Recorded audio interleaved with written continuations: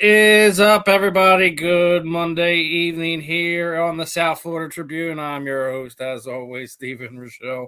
And as a typical Monday evening concludes, my good friend, Mr. Justin Fiorillio, is always here with me. And we got some fun stuff to unpack, some interesting stuff to unpack, and some sad stuff to unpack. But such is life in the sports world, and we're gonna keep doing all the unique and fun stuff we're doing. But before we get started, do have a new sponsor here on the network. So as for every new episode, it is now brought to you by Fight Wax. Fight Wax is a skincare product that helps treats cuts, swelling, scrapes, and abrasions, rejuvenates and restores stressed skin. It can be used for soreness, stiffness, recovery, designed for athletes and all active lifestyles. Provides a ultra silky, non-greasy feel, deep hydration for everyday skincare. Helps fight dry skin, and can be used for eczema, psoriasis, and other related skin issues. So, guys, make sure you're heading over there. You type in the code, just type in my name, Stephen Rychel. Should give you access to the stuff, and we're gonna get some Fight Wax soap soon. So we got some pet care products, especially for us people who have had pit bulls in the past. This works wonders on them, especially ones that have those are typically fond to the yeast issues. That this is great for those type of animals. So make sure you guys are checking out Fight Wax. Good stuff. You said it helps with stressed skin. I might need a bottle of that for an Eagles game one of these days, because I think after a game I get pretty stressed. So I could use some of that Fight Wax. Yeah, man. Listen, looks like good stuff, bro. Looks like good stuff. I mean, yeah. But see, you also work out and stuff like that, and you get like cuts, abrasions. No. I mean, and also my hands have a bunch of calluses on them and shit. I mean, yeah, I would probably if I had it on me right now, I would definitely use it. So. Shout out to Fight Wax for sponsoring us. Definitely hook you up with some. I'll talk to Link and see if we can we can hit you with the discount, so we can. Looks like some pretty fire stuff. Thank you. Yeah. Listen, I'm all about sharing the knowledge, sharing the wealth, and passing on some information. And speaking of passing on, we're gonna have to have the heavy hearts to kind of start the show. Anyone who's been an Eagles fan long enough knows Kevin Johnson. Unfortunately, he was dealing with a lot of mental health issues. It was believed that CTE led to a situation where he was homeless. He was in a homeless encampment, and he was murdered for all lack of a better term. Blunt force trauma, some stab wounds and stuff like that. And, as always, there's always some idiots out there, right? So obviously, some people who played with him, some people who knew of him, knew about him, had some things to say. I still think, Asante Samuel basically said the NFL players being homeless these days, the NFL has to do better. And, I think some people thought that he was talking more along the lines of current players, but in this guy's quote tweet to this post that somebody had shared was basically, like, I make $75K a year for 30 years. That's X amount of $1 million that, players make that in a 3-4 year contract. That, I've never been homeless and never, I work into my 60s and Blasey, like, just making every undersided type of comment that you could potentially make in a situation like this. If you go and look up his career earnings in the NFL was barely even $500K. He played in those mid 90s. It was before the money really started flowing in for the league minimum of really getting up there. So to sit there and make this about a financial issue when, like I said, the reports that are coming out, it's believed to be the reason why he was homeless was, he had some type of TBI. And, we won't know if he has CTE until, autopsies and stuff like that going on. But sitting there and making it about he was poor with his finances type of thing is just beyond disgusting to me. Like we just lost a former player, somebody who's somebody's somebody's dad. You know, he may or may not have a daughter, son out there, and to sit there and just kind of diminish the tragedy that just happened. It's just, this is why I hate social media. And the Mike Tyson line is right, man. You know, the internet has made too many people comfortable not get punched in the mouth for saying stupid stuff. And this is one of those situations. So, you know, thoughts and prayers go out to his family, his, you know, and all that. But to sit there and do something like that, this is why I hate social media sometimes. But Asante Samuel's right. The NFL does need to do better, and this is not 100% on the NFL's back. Let me say that right now. Obviously, a lot of these guys, they don't know the programs they could have and have access to.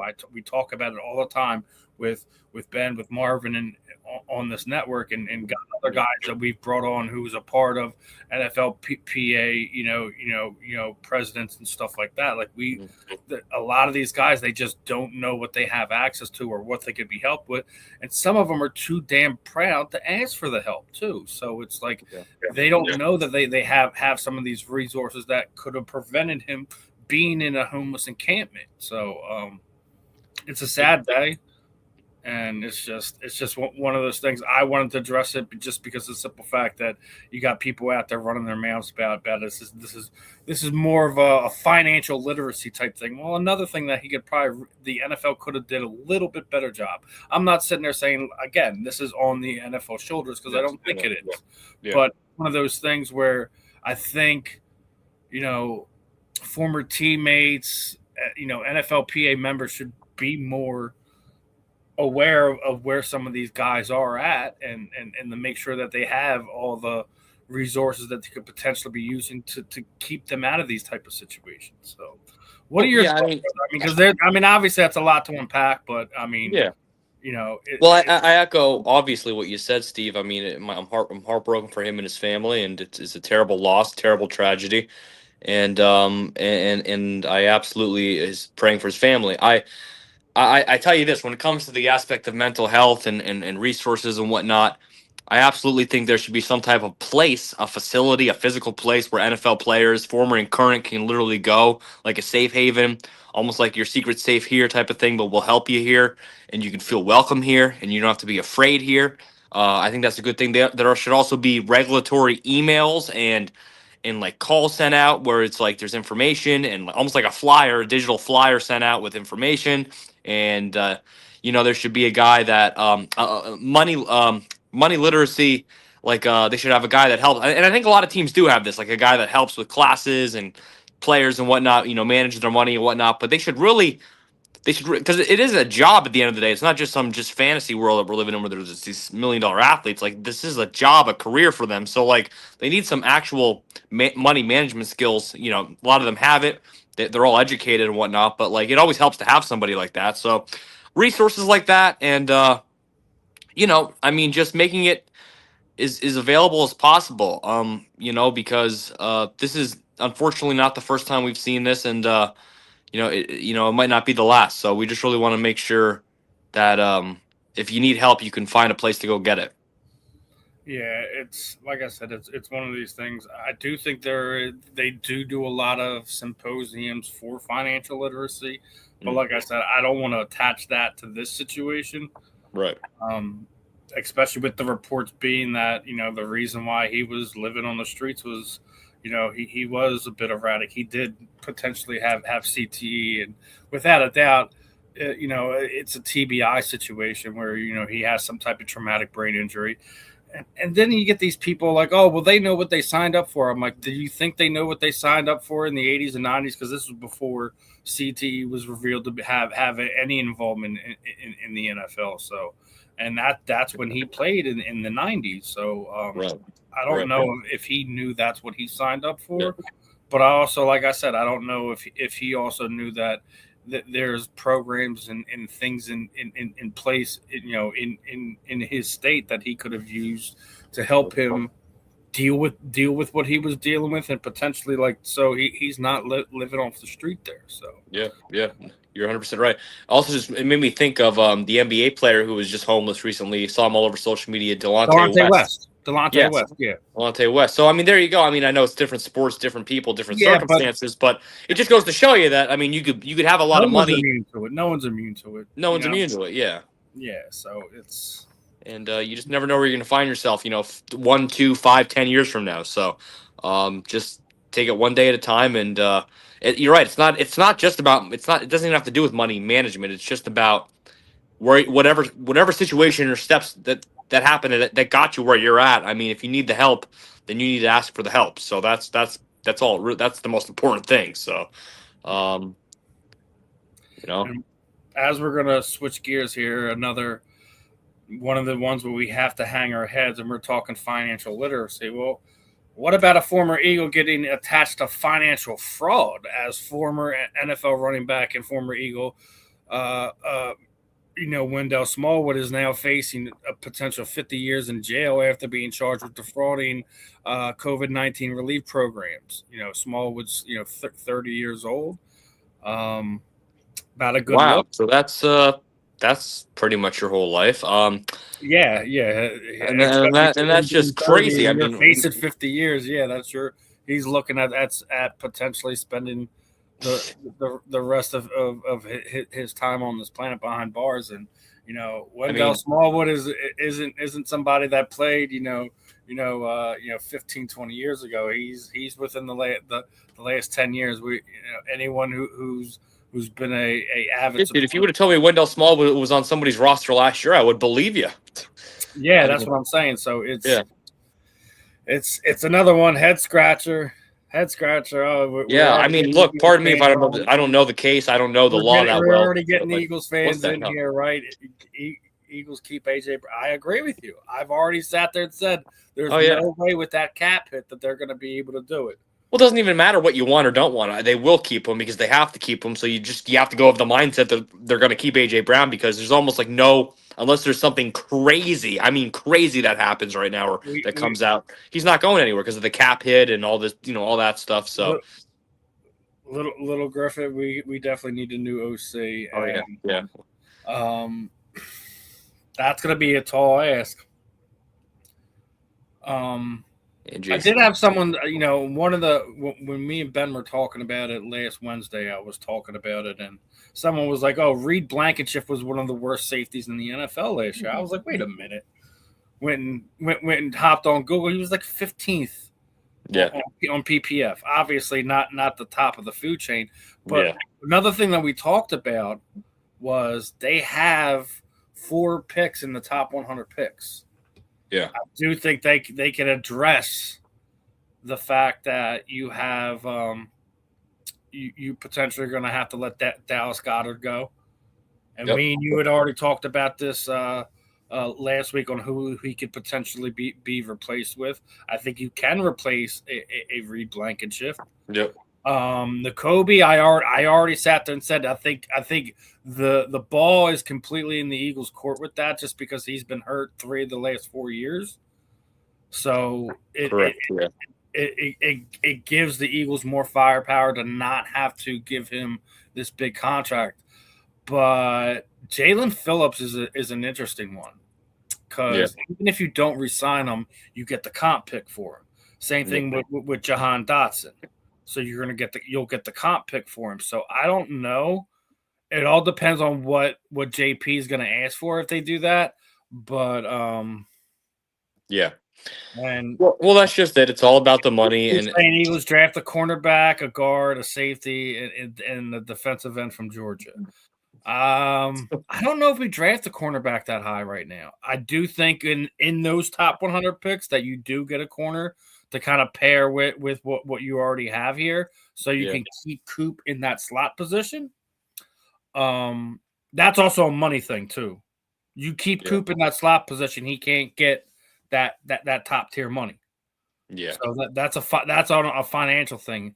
If somebody falls to them, that kind of like where we were last year when we got Jahad Campbell and he fell to us. If you get a top guy like that to drop because there's a run on run on quarterbacks or speaking of Jahad, really quick, Steve, what are your thoughts on him after a full year? I don't think he did enough to sit there and say we can let Reed we can let Nakobe Dean walk, Yeah. because when Jihad was on, he wasn't making the disruptions that Nakobe Dean was making.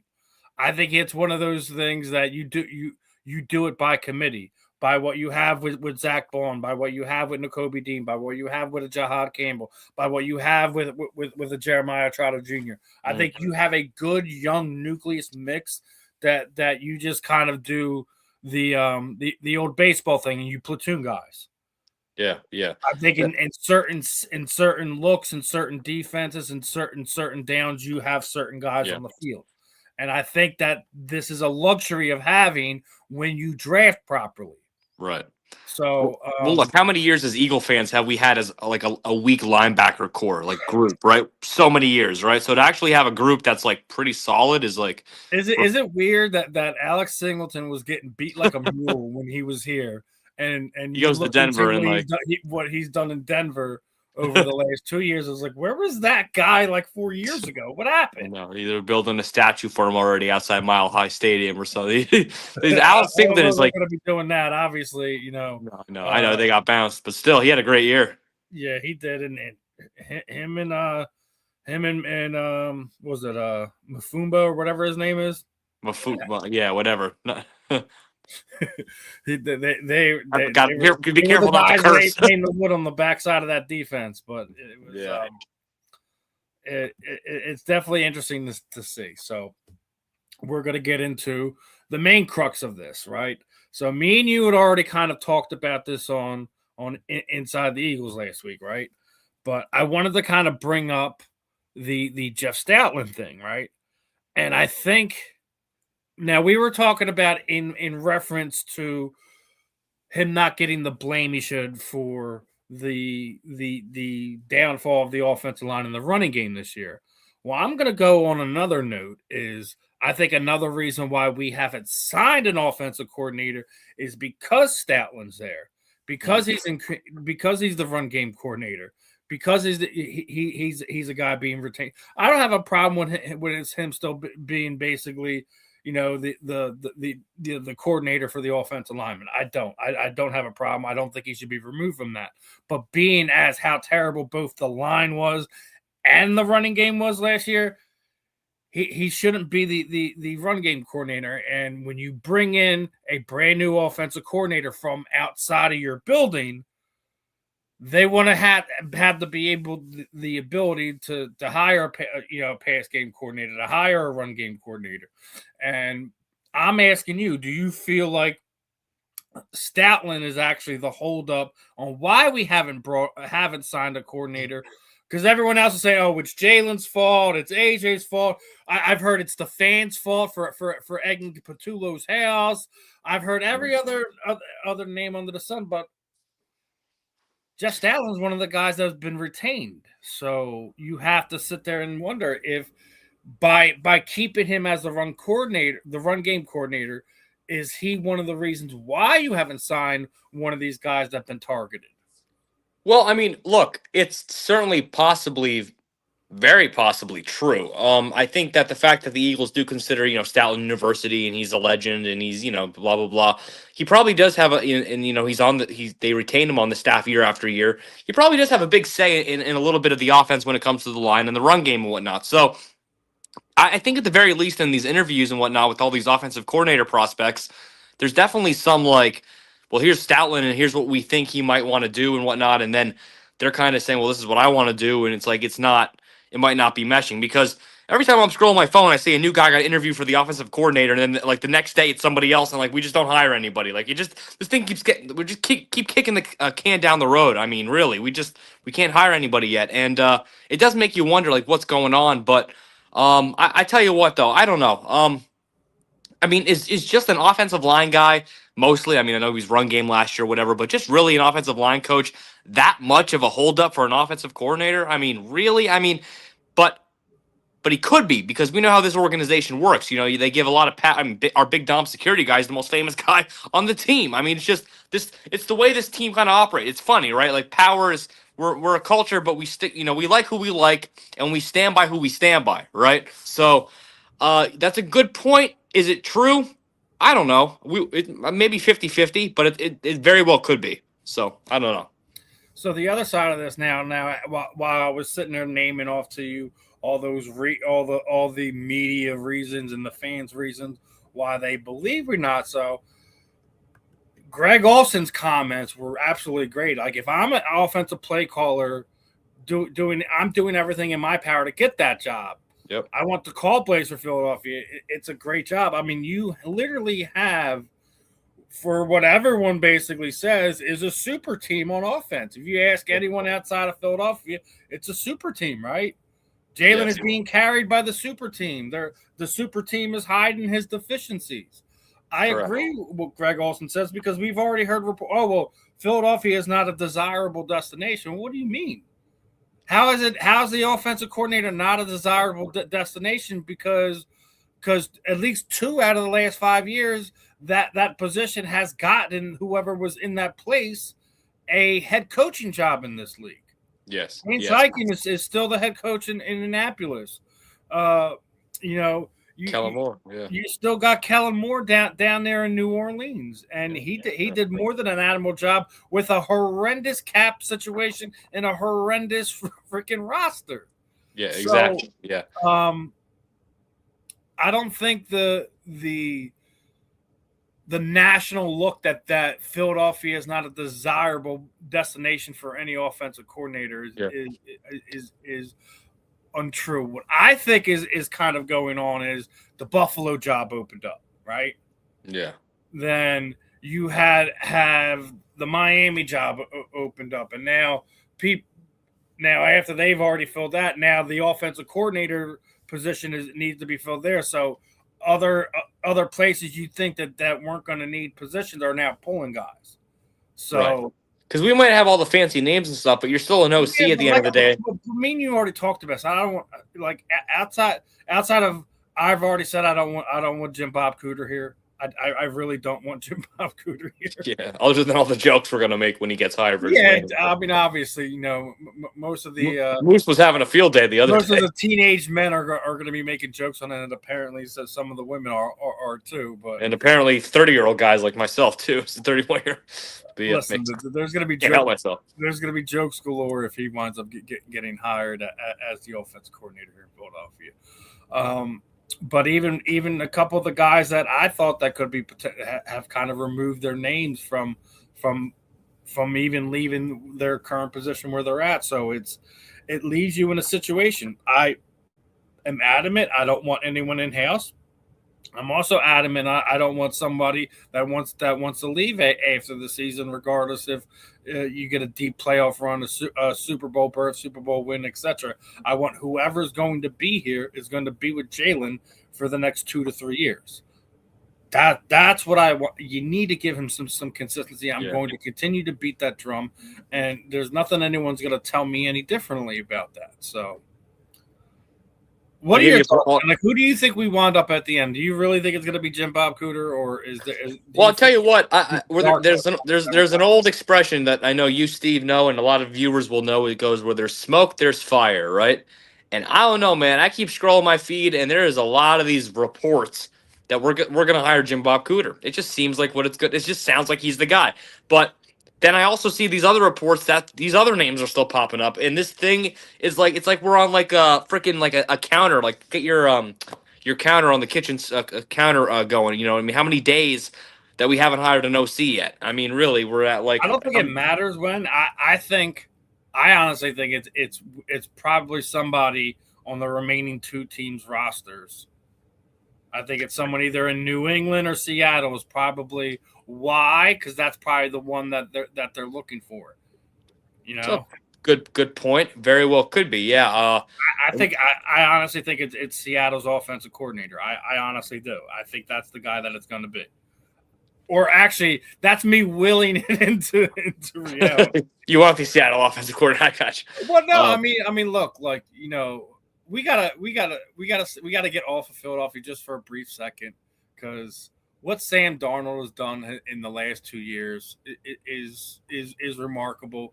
if he's not the comeback player of the year, I don't know who else could be, because his comeback story he should have been it last year. It wasn't. Yeah. So I remember Sam Darnold's days with the Jets were just atrocious. They was calling him a bust. He was this. He was that. But it was the Jets. Like, yeah. listen, they've ruined every quarterback that has gone through there. Yeah. Ever. Outside. Yeah. After Namath won. Yeah. In the 70s, name me a quarterback that's played well there. Yeah. Hell, even Aaron Rodgers had a terrible year there, and then he took the freaking. Michael Vick died there. Yeah. Everyone forgets about that. Michael Vick died a Jet. Yeah. And when I say die, meaning his professional career as a quarterback. I'm not. I know. So Brett Favre and Aaron Rodgers both took teams other than the Packers to the playoffs after they had stints with the Jets. That's how bad the Jets are. I mean, Boomer Esiason died there. I mean, Antonio Brown's career died there. You remember he took his shirt off and ran off the field there? As he wasn't even a Jet, but it's just. I mean, listen. I get what you're saying. But I mean, spent a year in Carolina. What wasn't the greatest situation was technically everyone's talking about. Oh, this is the first quarterback from the 2018 draft to make it to the Super Bowl. Nuh-uh. He did it 2 years ago when he was the backup for the San Francisco 49ers. Everyone forgets about that. Oh yeah, yeah. So then after he left the Niners after the Super Bowl loss, he goes over to Minnesota, does what he did last year, and for everyone that sat there and said he was going to do all this stuff and he was going to turn over, he was going to turn into a pumpkin, all this other stuff. Sam Darnold stood up and did what he was supposed to do. So, yeah. And I'm going to say right now, I think Seattle wins the Super Bowl. I do. From what I seen, what I seen from Drake May against that defense there in Denver, you think you're going to get any easier work from Seattle? I think he's going to be a deer in the headlights. You got the second year kid going against the grizzled veteran there. I like their defense. I think Seattle does it. I'm going to go away. Little revenge factor for Super Bowl 49, the Malcolm Butler game, right? Exactly. I mean, think about that. If that was us, if we're Seattle Seahawks fans, how bad would we want? We just had it. We had the revenge with the Chiefs last year, so we know what it's like. That when we got the Patriots for the second time, it was before. So I mean, we've had it twice. Yeah, there you go. Exactly. So it's one of these things, man. Like, listen, I like Seattle. I think their defense is playing well. I'm not sitting there saying New England's incapable of winning that game, but I like the veteran there. I do. It's Drake May. I was actually a little on the fence. I was actually leaning towards the upset by going with the Patriots, but then I was actually just talking myself out of it there. I was just talking with you, and I think I'm going to go with Seattle. But I'm there's still some. I guess I made the case for you there. Yeah, I mean, I was, but I'm a lot more closer than maybe you are on it. I don't know. Yeah. Because you just don't know, man. But I do hear you, and I think Seattle's going to probably pull it off. I like that. The more I think about it, listen, I think they have the better defense. I think they have the more dangerous offense. Yeah, because it's not just not taking anything away from Drake May, but yeah, listen, when first playoff run, he's literally had the easiest path. Yeah. To it, right? Yeah, so, yeah. I know. I seen the memes. It was like the Mickey Mouse goofy Super Bowl run for the Patriots. And it's like, play this, play to hurt this guy, play nobody with above this record, play this with this. I mean, how often do you have a game where a quarterback has 7 turnovers to put you into the championship game? I mean, that's just next level gifting, man. So I mean, obviously, 7 turnovers and their players played a part in that, but they only put up 10 points. Yeah. Hey, I don't want any coach from that game to be our offensive coordinator. So, and another thing, man, it's just as we're talking about the playoffs, man, I just want to say, like, we were been pretty hard on Nick Sirianni. I think we have a newfound respect for him because the offensive guru and Sean McVay lays a dud there against Seattle and falls short again. You have Sean Payton, who's supposed to be this great motivator, this great coach. He can win in any situation. He falls short again. And that was another reason why he got ran out of there in New Orleans, is that they would have all these playoff appearances with these great teams, and they'd fall short. Outside of the lone Super Bowl win that he got with Drew Brees, it's been overhyped and underdelivered. So I gotta say that I think we're, despite the fact that we do it by having the strong coordinator to match with what you have with Sirianni, but it's not like anyone hasn't had strong coordinators underneath them to help project them into championship winning situations. Bill Walsh had Belichick, or not Bill Walsh, but Bill Parcells had Belichick. Yep. Everyone forgets about that. I know, right? Yeah, and I'm pretty sure, didn't at one point they have Nick Saban and Bill Belichick on the staff, like as assistants? They were coaches on. You got to do some research on that, but they were assistants for like a half a year in Cleveland, I think, together on the same team. Nick Saban and Bill Belichick. Go figure that out. Oh man! So I mean, you need to have good assistant coaches underneath you to help project you into that tier. So we'll see what happens in 2 weeks when New England takes on Seattle, who's who and what's what. But it's one of those things in here. I think it's going to be after that game is we get our coordinator. I could be wrong. Yeah. Well, hey, then if that happens, you're probably right, because that'd be a whole nother 2 weeks or something. So yeah, man, that's just. Well, yeah, you already have the sports talk radio nuts and the fans going stir crazy already. Are like, we're missing out on the best of the best. Maybe the best is still out there, guys. Relax. Yeah. It's not like we're in the March and we still haven't signed an offensive coordinator yet. Okay. Right. Hey, man, I've been saying it for forever. I want Nick Foles as the offensive coordinator. Oh boy.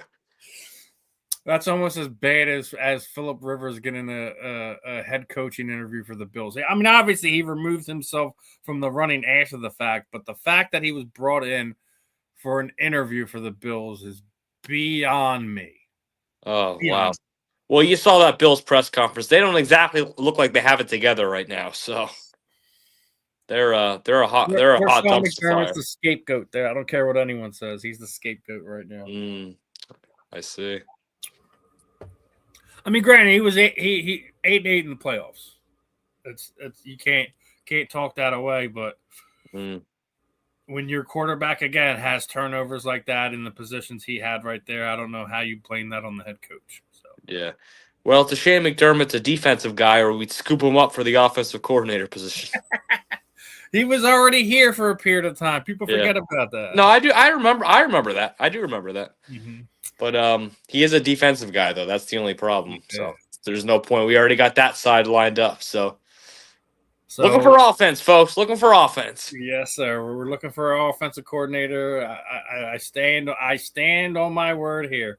He's whoever he is. He's either coaching for New England or he's coaching for Seattle right now, and I think that's where it's going to be.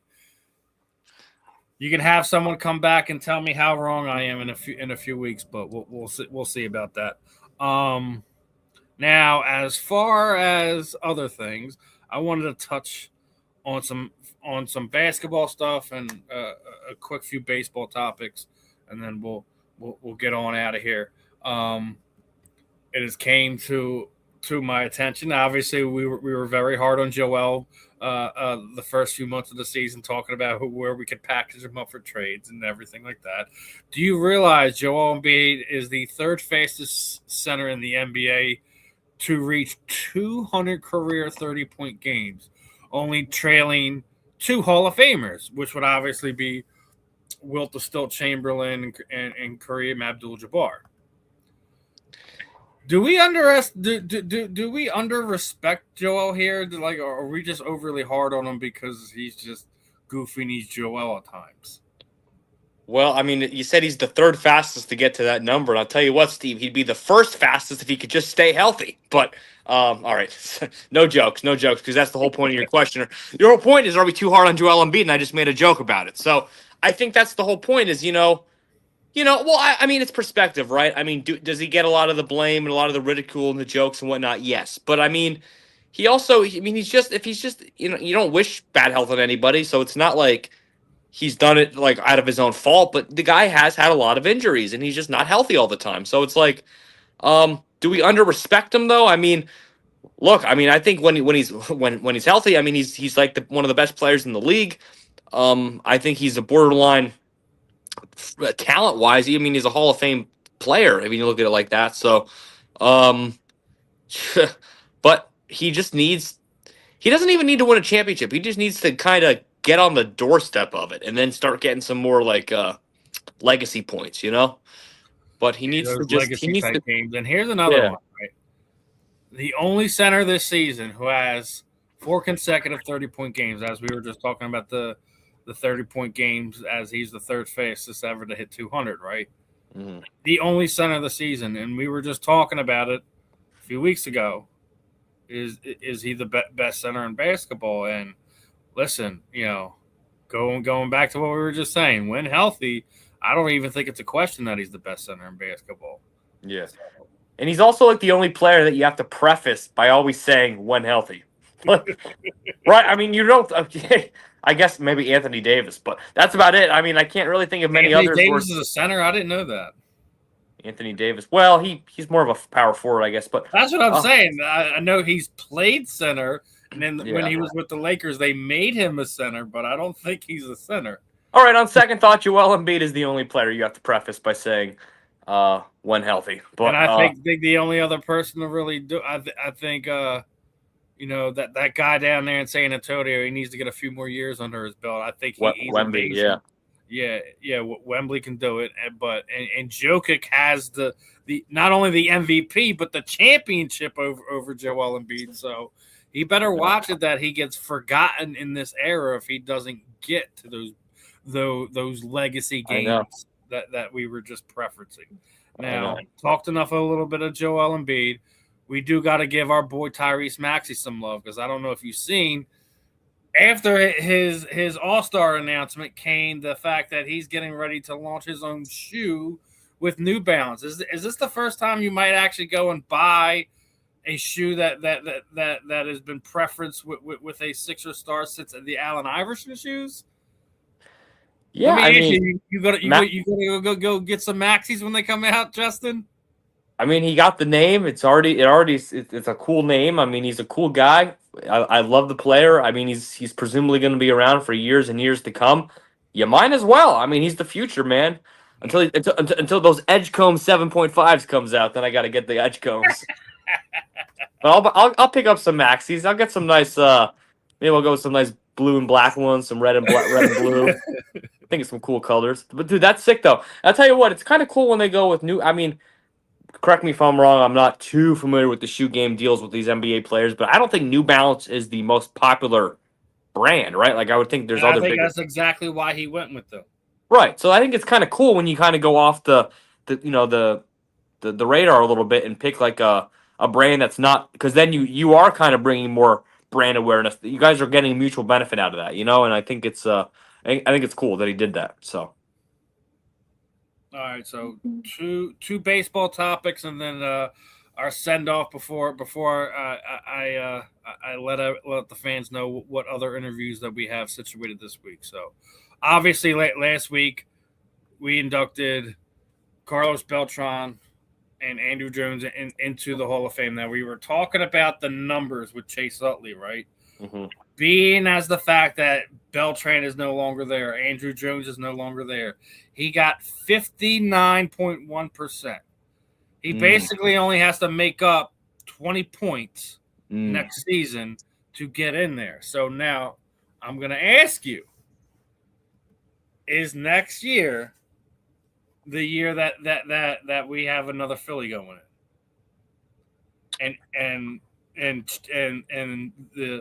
the man Chase Utley gets in.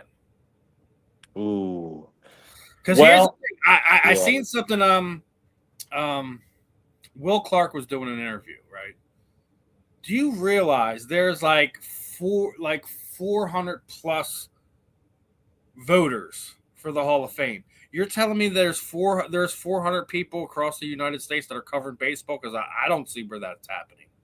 So I want to know how you have these many idiots voting when they ain't covering it, on the basis that it needs to be. To understand what's going on, to be able to have the right to have these votes. But who are these guys? Yeah, I want to know who the 400 plus guys are that are able to vote. I need to know. Well, I mean, shit, dude. If you get the power to have a vote and we don't, then we should be able to know who you are. Like, reveal your name.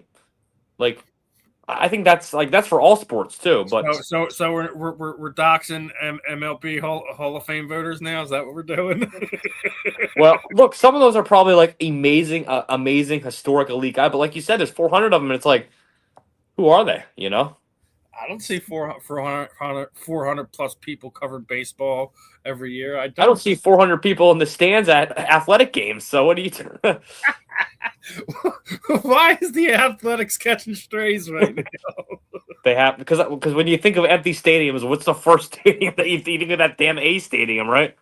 All those empty people. The Rays. No, it's the Rays. Rays. The Rays. All right, or the Marlins. I don't think of the A's. It's probably because the A's were so good during the 80s and 90s, and even go back to the 70s, man, because they just had some great players, but they just haven't found the success that they had in the 80s, 90s, and a bit of the early 2000s. But true that.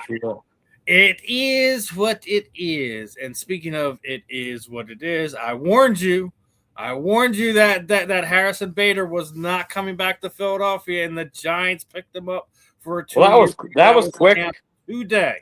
Today. So it is literally Justin Crawford's job to lose right now, as far as who's going to be the starting center fielder for the Philadelphia Phillies as of this very moment. Well, darn! If only the Phillies would go out and make a move. But Dom said we're good. He said he wasn't signing nobody. He ain't signing pitchers. He ain't signing position players. Man, what are you gonna do? Sometimes the best move is no move, according to Tim Brasky. Yeah. It's crazy though. I remember when Dynasty Sports had a house. I don't have them winning the division right now. They're gonna have to show me something. I mean, look, we got a pretty, you got the Mets, you got the Braves. I mean, you got talented teams and shit. So I mean, it's gonna be tough, man.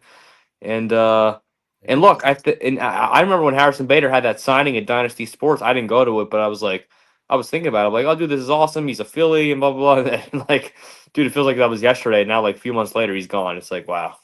That happens a lot. A lot of times, we bring guys in. Next thing you know, you have these companies like Dynasty Sports bring these guys in for signing, and then they're gone the next year. It's not even a second thought. So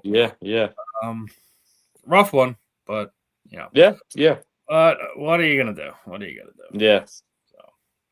But as we're getting ready to wrap this one up, I do want to remind fans that we do have another Philly related interview coming this week, as we're going to be joined by new Temple product. He was going to be a University of Connecticut guy, but with the fact that Jim Mora left the University of Connecticut, Liam Fuller on signing day decided to switch to Temple, and he's going to be joining myself and Ben Wednesday morning from 11 to 1. We're going to talk some football, college football. We're going to talk some Temple football. I told you, man, these Temple kids are getting hot, brother. They have. Well, you're getting freaking hot finding them to bring on for interviews. What's that? I said you're getting pretty hot finding them for interviews to bring them on here, dude. You keep finding all these Temple people. I try to talk to everybody. I want to I don't care if it's Temple, if it's if it's Oregon, if it's Cal, if it's UCLA, USC, Tennessee. I don't care where they're from. What's that? I You want said to you get. just got Fernando Mendoza on the program next week. Awesome. I'll tune in. I'll tune in. If I could only be that lucky, man, because he's got one of the best story in sports right now. I mean, Oh, make the Disney movie already, please. that's what Marvin said. I mean, how is that not a Disney movie? His parents are University of Miami alumni. Everyone on that team told him no. Cristobal played with his dad. He Yeah. told him no. Yeah. They didn't even give him a chance to walk on. They were like, nope, nope, nope, nope, nope. And he winds up going to the worst football program in college sports. Ever, statistically ever. Yes, exactly. And then not only takes them to the championship, gives them an undefeated season, and wins it in Miami's house. Is with his mom, who's sitting right there, and she's battling MS. His little brother's on the team. Like, there's Disney story written all over it. I know.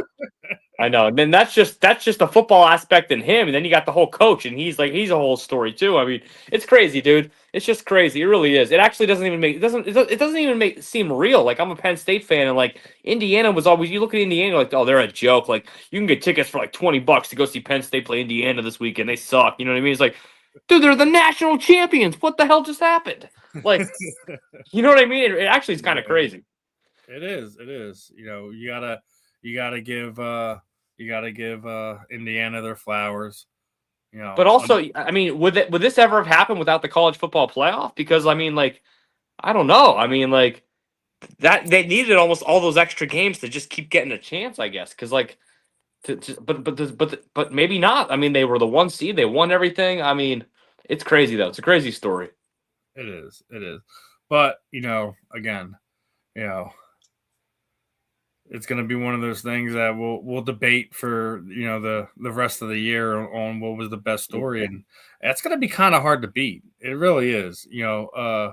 Unless you have some type of wild nonsense happen in one of the other sports where you have some ultimate underdog loser wind up winning a championship. I don't see anyone being able to unseat what Indiana has done. I said, we're early in this year. It should be one of those things that are talked about, but again, we'll see how the year plays out. But that is, like I said, it's going to be you're going to have to take something special to do that. I don't think if Sam Darnold wins or if Drake May wins, that's going to be a bigger story than Fernando Mendoza. I don't think, there doesn't look like there's one in the NBA or the NCAA basketball. Hockey, it looks like it's going to be the usual suspects that, in getting into the playoffs and potentially playing for a chance. So it's like you're going to see a whole lot of the same stuff from these other sports. So I don't see how you're going to beat that as one of the bigger stories in football this year. And we're not even into February yet. I know it's a good start to the year for sports, but you're right. I mean, already Patriots or Seahawks, pick your winner. It doesn't matter. That's not going to be as good a story as this. So, I mean, it's like, you're right. We're already, I mean, shit, dude, unless the Super Bowl goes to like 17 overtimes or something, and it's like, it's the greatest game ever, then, yeah. Oh, man. I think it's going to be a defensive battle, and the grizzled veteran is going to do it. But we'll see in 2 weeks. Other than that, turn it over to you. Anything you wanna say to the people? Anything you got going on, content wise? Anything like that? What's going on? Yeah, with you? I mean, just still always looking for opportunities. Certainly with the Eagles games being over, hit a bit of a dry spell with going to the games, of course, and with signings and whatnot for right now. But I know coming up in about a month or a month and a half, they'll have another Philly show. I'm going to head down to that. It's at the Expo Center. Yep. I did mention on the last time I was on the program, but Jordan Mailata, the Eagles tackle, having a NovaCare experience, a haircut experience with him coming up in about a month or two as well. I'll document all that, so that'll be get a haircut with him inside the NovaCare complex. That'll be pretty fun. Just keep looking for opportunities. Got some comedy shows coming up. Working with Justin Brown. I'm going to sometimes he gets some NFL players like to just show up and just attend the comedy show. We had Freddie Mitchell show up to one time, and we had Penn State legendary running back and national champion Blair Thomas show up to the other one. So we have a couple of those coming up, and hopefully some big names can show up and be in attendance and get some content from that. And just working on the shows. This program is doing an awesome job. My show Inside the Eagles with Steve is one of the panelists, and Moose and No Shirt Dom as well. That show's going great. Thanks to the Bacon Shake guys. And tell you what, just trying to stay busy and trying to work on doing some more events with Kenny Yaboa too. He's the Lions tight end, even though he's on injured waiver report right now, but he's still technically, we refer to him as a Lions tight end still technically, but he's been in the league for 5 years, and I've done like 4 or 5 events with Kenny in the last, I want to say, 2 months, and we're working on doing another one here shortly, and can't give away too many of the details, but it's a good charity work, and it involves surprising somebody who's unexpecting the surprise, so it'll be fun. So yep. Other than that, February 6th and 7th. Oh yeah. We're gonna have some fun. Was just talking with my man Chris Jensen, who he's fought in the BKFC cage. He does matchmaking across the MMA world. He's actually getting ready to launch a bare knuckle promotion as well. So he's going to be working with us with bare knuckle news, and we're gonna have some fun with that. Yeah. And I heard Steve's getting in the ring, and he's supposed to fight Johnny the Cannoli. Is that right? Cannoli versus Rychel. I don't know, man. I may got some weight on him, but I'm not. I don't think I'm going to do that. Oh, Cannoli's talking shit. I'm kidding. No, that's my boy Lex Ludlow, and that's what he does. He's getting in there with Zach Kalmus. He's going to be the main event of the undercard, so that's probably the fight I would say keep an eye on.